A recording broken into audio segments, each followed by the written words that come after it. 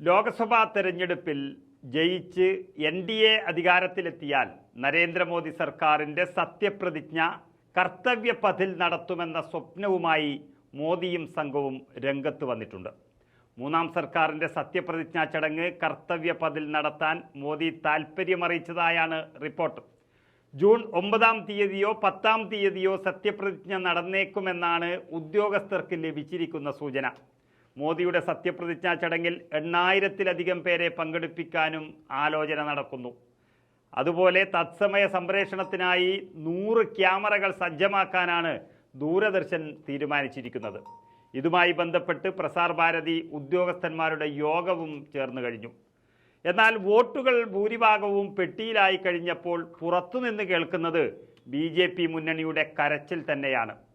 ഒട്ടുമിക്ക മാധ്യമങ്ങളും നൽകുന്ന സൂചന പ്രകാരം BJP ഒറ്റയ്ക്കെന്നല്ല, മുന്നണിയിലെ എല്ലാവരും കൂടിയാൽ തന്നെ കേവല ഭൂരിപക്ഷം കടക്കില്ല എന്നുള്ളതാണ്. പല രാഷ്ട്രീയ നിരീക്ഷകന്മാരുടെയും അഭിപ്രായം ക്രോഡീകരിച്ചുകൊണ്ട് നോക്കിയപ്പോൾ മാധ്യമങ്ങൾ പുറത്തുവിടുന്ന റിപ്പോർട്ടുകൾ ഇങ്ങനെയാണ്. രാജ്യത്തെ എല്ലാ സംസ്ഥാനങ്ങളിലെയും മണ്ഡലങ്ങളെയും കുറിച്ചുള്ള ഒരു റിപ്പോർട്ടിൻ്റെ അടിസ്ഥാനത്തിലാണ് അവർ വിവരം പുറത്തുവിട്ടിരിക്കുന്നത്. അതിൽ BJP മുന്നണിക്കും ഇന്ത്യ മുന്നണിക്കും രണ്ടിലും പെടാത്ത ചില കക്ഷികൾക്കും ലഭിക്കുന്ന സീറ്റുകളെക്കുറിച്ച് വളരെ വ്യക്തമായി പറയുന്നുമുണ്ട്. അതുപ്രകാരം ആദ്യം നമുക്ക് UP-യിൽ നിന്ന് തന്നെ തുടങ്ങാം. ആകെ 80 സീറ്റുകളുള്ള UP-യിൽ 58 സീറ്റുകൾ BJP മുന്നണിയും 22 സീറ്റുകൾ ഇന്ത്യ മുന്നണിയും നേടുമെന്നാണ് പറയുന്നത്. UP-യിൽ അഖിലേഷ് തരംഗം അവസാനം കണ്ടത് അതിൻ്റെ എല്ലാ സാധ്യതകളും വർദ്ധിപ്പിക്കുന്നു. പിന്നീട് വലിപ്പത്തിലും സീറ്റിലും 2-ാം സ്ഥാനത്തുള്ള മഹാരാഷ്ട്രയിലേക്ക് വരികയാണെങ്കിൽ ആകെയുള്ള 48 സീറ്റുകളിൽ BJP മുന്നണിക്ക് 20 സീറ്റുകൾ ലഭിക്കുമ്പോൾ ഇന്ത്യ മുന്നണിക്ക് 28 സീറ്റുകൾ ലഭിക്കുമെന്നാണ് പറയുന്നത്. ഇനി ആന്ധ്രാപ്രദേശിലേക്ക് എത്തിയാൽ ആകെയുള്ള 25 സീറ്റുകളിൽ BJP മുന്നണിക്ക് വെറും 2 സീറ്റുകളും ഇന്ത്യ മുന്നണിക്ക് 4ഓളം സീറ്റുകളും ലഭിക്കുമ്പോൾ ആരുടെയും കൂടെ നിൽക്കാത്ത YSR കോൺഗ്രസ് അവിടെ 19 സീറ്റുകൾ നേടുമെന്നാണ് പറയുന്നത്. ഇനി പശ്ചിമ ബംഗാളിലേക്ക് പോകുകയാണെങ്കിൽ ആകെയുള്ള 42 സീറ്റുകളിൽ BJPക്ക് വലിയ ഇടിവ് സംഭവിക്കുമെന്നും പറയുന്നു. അതായത് 7 സീറ്റുകൾ മാത്രം BJP സഖ്യവും തൃണമൂൽ കോൺഗ്രസ് അടക്കമുള്ള പ്രതിപക്ഷ കക്ഷികൾ ചേർന്ന് 35 സീറ്റുകളും നേടുമെന്നാണ് ഈ റിപ്പോർട്ടിൽ പറയുന്നത്. ഇനി ബീഹാറിലേക്ക് പോകുകയാണെങ്കിൽ ബീഹാർ സംസ്ഥാനം ആകെയുള്ള 40 സീറ്റുകളിൽ BJP മുന്നണിക്ക് 22 സീറ്റുകളും ഇന്ത്യ മുന്നണിക്ക് 18 സീറ്റുകളുമാണ് അവിടെ പറയുന്നത്.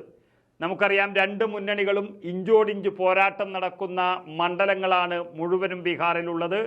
നിലവിലവിടെ NDA സഖ്യമാണ് ഭരിക്കുന്നതെങ്കിലും ഇന്ത്യ സഖ്യത്തിന് വലിയ സ്വാധീനമാണ് കൈവന്നിട്ടുള്ളത്. BJP ശക്തമാണെങ്കിൽ അതിനേക്കാളും ഒരു പിടി മുന്നിലാണ് RJD ഉള്ളത്.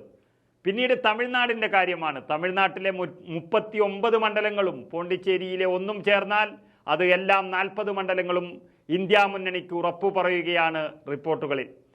എന്നാൽ മധ്യപ്രദേശിൽ BJP ഇപ്പോഴും വളരെ ശക്തരാണ്. ആകെയുള്ള 29 മണ്ഡലങ്ങളിൽ 27ഉം BJP സഖ്യം തന്നെ സ്വന്തമാക്കുമെന്ന് പറയുന്നു. 2 സീറ്റുകൾ ഇന്ത്യ സഖ്യത്തിന് പറയുന്നുണ്ട്. 2019 BJP സർവാധിപത്യം നേടിയ കർണാടകത്തിൽ ഇത്തവണ ഇന്ത്യ സഖ്യത്തിന് നേരിയ മുൻതൂക്കമാണ് പറയുന്നത്. ആകെയുള്ള 28 സീറ്റുകളിൽ BJP സഖ്യത്തിന് 12 സീറ്റുകൾ പറയുമ്പോൾ ഇന്ത്യ സഖ്യത്തിന് 16 സീറ്റുകളാണ് അവിടെ പറയുന്നത്. എന്നാൽ കോൺഗ്രസ് നേതൃത്വം പറയുന്നത് പ്രകാരം 20 സീറ്റുകളിൽ കൂടുതൽ കോൺഗ്രസ് ജയിക്കും എന്നതാണ്. അതും വളരെ ശ്രദ്ധേയമാണ്. ഇനി മോദി അമിത്ഷാ സഖ്യത്തിൻ്റെ തട്ടകമായ ഗുജറാത്തിലും BJPക്കൊപ്പം തന്നെയാണ് ഇപ്പോഴും നിൽക്കുന്നത് എന്നുള്ളതും ഈ റിപ്പോർട്ടിൽ പറയുന്നു. ആകെയുള്ള 26 സീറ്റുകളിൽ 24ഉം BJPക്ക് തന്നെ പറയുമ്പോൾ 2 സീറ്റുകൾ ഇന്ത്യ മുന്നണിക്ക് പറയുന്നു. പക്ഷേ ആ 2 സീറ്റുകൾ BJPക്ക് നഷ്ടപ്പെടും എന്നുള്ളതാണ് പ്രധാനം. ഇനി രാജസ്ഥാനിലേക്ക് വരുമ്പോൾ മുൻപത്തെ സർവേയിലൊക്കെ പറയുന്നത് പോലെ ഇന്ത്യ മുന്നണിക്ക് വലിയ മുൻതൂക്കമില്ലെങ്കിലും ആകെയുള്ള 25-ൽ BJP മുന്നണി 17 സീറ്റുകൾ നേടുമ്പോൾ 8 സീറ്റുകൾ ഇന്ത്യ സഖ്യത്തിന് പറയുകയാണ്. ഇനി ഒഡീഷയിലേക്ക് വരുമ്പോഴാണ് മറ്റൊരു മൂന്നാം കക്ഷി അവിടെ രംഗപ്രവേശനം ചെയ്യുന്നത്. ആകെയുള്ള 21 സീറ്റുകളിൽ 18 സീറ്റുകളും ബിജു ജനതാദൾ നേടുകയാണെന്ന ഒരു റിപ്പോർട്ടുകളാണ് ഒഡീഷയിൽ നിന്നും പുറത്തു വരുന്നത്. ആകെയുള്ള 21-ൽ 18 സീറ്റുകളും ബിജു ജനതാദൾ നേടുമെന്നാണ് ഒഡീഷയിൽ നിന്നുള്ള റിപ്പോർട്ടുകൾ വ്യക്തമാക്കുന്നത്. ബാക്കിയുള്ള 3 സീറ്റുകൾ BJP സഖ്യവും ഇന്ത്യ സഖ്യവും നേടുമെന്നാണ് പറയുന്നത്. ഇനി നമ്മുടെ കേരളം പരിശോധിക്കുമ്പോൾ 20-20 ഇന്ത്യ സഖ്യത്തിന് തന്നെ എന്നാണ് റിപ്പോർട്ടുകളിൽ ഉള്ളത്. തെലുങ്കാനയിലേക്ക് പോകുമ്പോൾ ഇപ്പോഴുള്ള ട്രെൻഡ് പ്രകാരം തന്നെ ആണ് പ്രവചനം. ആകെയുള്ള 17 സീറ്റിൽ ഇന്ത്യ സഖ്യത്തിന് 14-15 സീറ്റുകൾ ലഭിക്കുമെന്നും BJPക്കും മജ്ലിസ് പാർട്ടിക്കും ചേർന്ന് ബാക്കിയുള്ള സീറ്റുകൾ ലഭിക്കുമെന്നാണ് അവിടെ നിന്നുള്ള റിപ്പോർട്ടുകൾ സൂചിപ്പിക്കുന്നത്. ഇനി ആസാമിൽ കോൺഗ്രസ് പറയുന്നത് പോലെ വലിയ മുന്നേറ്റമൊന്നും ഇന്ത്യ സഖ്യത്തിന് ഇല്ല എന്നാണ് വ്യക്തമാകുന്നത്. അതായത് ആകെയുള്ള 14 സീറ്റുകളിൽ 11 BJP സഖ്യം നേടുമെന്നും 3 സീറ്റുകൾ ഇന്ത്യ സഖ്യത്തിനൊപ്പമാണ് എന്നുള്ള റിപ്പോർട്ടുകളാണ് വരുന്നത്.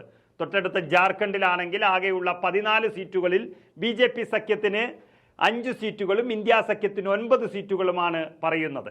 ഇനി കർഷക സമരം കൊടുമ്പിരി കൊണ്ടു നിൽക്കുന്ന പഞ്ചാബിലും ഹരിയാനയിലും BJP സഖ്യം വലിയ തിരിച്ചടി നേരിടുമെന്ന് എല്ലാവരും പറയുന്നത് പോലെ ഈ റിപ്പോർട്ടുകളിൽ അതും വ്യക്തമാക്കുന്നു. ഹരിയാനയിൽ ആകെയുള്ള 10 സീറ്റുകളിൽ 3 സീറ്റുകൾ BJP സഖ്യം നേടുമ്പോൾ ഇന്ത്യ സഖ്യം 7 സീറ്റുകൾ പിടിച്ചെടുക്കുമെന്നും തൊട്ടടുത്ത പഞ്ചാബിൽ ആകെയുള്ള 13 സീറ്റിൽ BJP സഖ്യം ഒറ്റ സീറ്റിൽ ഒതുങ്ങുമെന്നും പറയുന്നു. ഹരിയാനയിലാണ് അങ്ങനെയാണെങ്കിൽ BJPക്ക് വലിയ നഷ്ടം സംഭവിക്കാൻ പോകുന്നത്. ഇനി ഛത്തീസ്ഗഡിലേക്ക് വരുമ്പോൾ ആകെയുള്ള 11 സീറ്റുകളിൽ 3 സീറ്റുകൾ BJP സഖ്യത്തിനും 8 സീറ്റുകൾ ഇന്ത്യ സഖ്യത്തിനുമാണ് പറയുന്നത്. ഉത്തരാഖണ്ഡിലെ ആധിപത്യം പക്ഷേ BJP സഖ്യം തന്നെ നിലനിർത്തും എന്നുള്ളതും ഈ റിപ്പോർട്ടിൽ പറയുന്നു. ആകെയുള്ള 5 സീറ്റുകളിൽ 4 സീറ്റുകളും BJP സഖ്യത്തിന് ലഭിക്കുമ്പോൾ ഇന്ത്യ സഖ്യം ഒന്നിലൊതുങ്ങും. ഇനി 4 സീറ്റുകളുള്ള ഹിമാചൽ പ്രദേശിലേക്ക് പോകുമ്പോൾ അവിടെ തെരഞ്ഞെടുപ്പ് നടന്നിട്ടില്ല. ഇപ്പോഴത്തെ ഒരു ഭരണമാറ്റത്തിൻ്റെ കൂടി പശ്ചാത്തലത്തിൽ BJP സഖ്യത്തിന് 1 ഇന്ത്യ സഖ്യത്തിന് 3 സീറ്റുകളാണ് അവിടെ റിപ്പോർട്ടിൽ പറയുന്നത്. അതുപോലെ ആകെ 2 സീറ്റുകൾ മാത്രമുള്ള ഗോവയിൽ 2 മുന്നണികളും ഓരോ സീറ്റ് വീതം നേടുമെന്ന് പറയുകയാണ്. നമ്മൾ ഏറ്റവും അധികം ചർച്ച ചെയ്യപ്പെട്ട ജമ്മു കാശ്മീരിലേക്ക് നമ്മൾ ചില റിപ്പോർട്ടുകൾ പരിശോധിക്കുമ്പോൾ BJP മുന്നണിക്ക് തന്നെയാണ് അവിടെ മുൻതൂക്കം എന്നുള്ളതാണ് വളരെ ശ്രദ്ധേയം. ആകെയുള്ള 6 സീറ്റുകളിൽ 4 സീറ്റുകളും BJP മുന്നണിയും 2 സീറ്റ് ഇന്ത്യ മുന്നണിയും നേടുമെന്നാണ് റിപ്പോർട്ടുകൾ വ്യക്തമാക്കുന്നത്. ഇനി വടക്ക് കിഴക്കൻ മേഖലയിലെ സംസ്ഥാനങ്ങളെല്ലാം ചേർന്നാൽ ആകെ 11 സീറ്റുകളാണുള്ളത്. അതിൽ 7 സീറ്റുകളും BJP സഖ്യം നേടുമ്പോൾ ഇന്ത്യ മുന്നണി 4 സീറ്റുകളിൽ ഒതുങ്ങും. മണിപ്പൂർ വിഷയം അവിടെ എത്രത്തോളം ബാധിച്ചിരിക്കുന്നു എന്ന് കണ്ടു തന്നെ അറിയണം. ഇനി കേന്ദ്രഭരണ പ്രദേശങ്ങൾ ആകെയുള്ളത് നമുക്ക് 6 അതിൽ നേരത്തെ സൂചിപ്പിച്ച പോണ്ടിച്ചേരി അടക്കം 5 സീറ്റുകൾ ഇന്ത്യ സഖ്യം നേടുമെന്ന് പറയുമ്പോൾ 1 സീറ്റ് മാത്രമാണ് BJP സഖ്യം നേടുമെന്ന് ഈ റിപ്പോർട്ടിൽ പറയുന്നത്. ഇനി ഏറ്റവും അധികം ആകാംക്ഷയോടെ നമ്മുടെ രാജ്യം നോക്കി കാണുന്ന രാജ്യ തലസ്ഥാനമായ ദില്ലിയിൽ 2 പ്രബല ശക്തികൾ കോൺഗ്രസും ആം ആദ്മി പാർട്ടിയും ഒന്നിച്ചപ്പോൾ BJPയുടെ ആധിപത്യം തകരും എന്നുള്ളൊരു സൂചനയാണ് ഈ റിപ്പോർട്ടിൽ വ്യക്തമാക്കുന്നത്. അതായത് ആകെയുള്ള 7 സീറ്റുകളിൽ നിലവിൽ 7 BJPക്കാണ്. എന്നാൽ ഇത്തവണ 3 സീറ്റുകൾ BJP സഖ്യം നേടുമ്പോൾ 4 സീറ്റുകൾ ഇന്ത്യ സഖ്യം നേടും എന്നുറപ്പിക്കുകയാണ്. അങ്ങനെ രാജ്യത്താകെയുള്ള 543 സീറ്റുകളിൽ ചുരുങ്ങിയത് 270 സീറ്റുകൾ ഇന്ത്യ സഖ്യം നേടുമെന്നുറപ്പിക്കുകയാണ് റിപ്പോർട്ടുകൾ പ്രകാരം. ഏതായാലും ഒരു കാര്യം വളരെ വ്യക്തമാണ്, BJPയെ ഒറ്റയ്ക്കൊറ്റയ്ക്ക് തോൽപ്പിക്കാൻ കഴിയുന്ന സമയമല്ല ഇത് എന്ന് തീരുമാനിച്ചുകൊണ്ട് പ്രബലരായ 28ഓളം കക്ഷികൾ ഒന്നിച്ചപ്പോൾ കിട്ടുന്ന സീറ്റുകളെ കുറിച്ചാണ് ഈ റിപ്പോർട്ടിൽ പറയുന്നത്. ഇവരുടെ അടുത്തേക്ക് തന്നെ BJP എത്തുമെങ്കിലും കുറച്ച് കുറവായിരിക്കുമെന്നാണ് റിപ്പോർട്ടിൽ സൂചിപ്പിക്കുന്നത്. അവിടെയാണ് രണ്ടിലും ചേരാത്ത കക്ഷികളുടെ പിന്തുണ ആവശ്യമായി വരുന്നത്. അതേതായാലും സീറ്റുകൾ കുറവുള്ള BJP സഖ്യത്തിന് അനുകൂലമാകാൻ സാധ്യതയില്ല എന്ന് തന്നെയാണ് വ്യക്തമാകുന്നത്.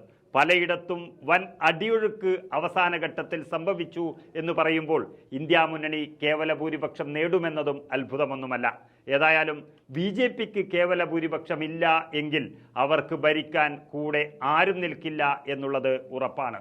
അങ്ങനെയുള്ളൊരവസ്ഥയുള്ളപ്പോഴാണ് സത്യപ്രതിജ്ഞാ ചടങ്ങ് വരെ തീരുമാനിക്കുന്നത് എന്നത് വളരെ വിരോധാഭാസമാണ്.